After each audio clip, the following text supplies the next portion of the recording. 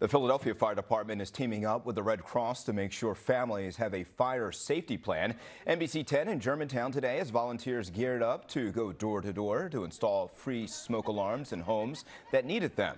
In all, the team, they also worked with families to create a 2-minute escape plan in the event of a fire. Since the free smoke alarm program began, the Red Cross says more than 2,000 lives have been saved, including 27 of them in Philadelphia.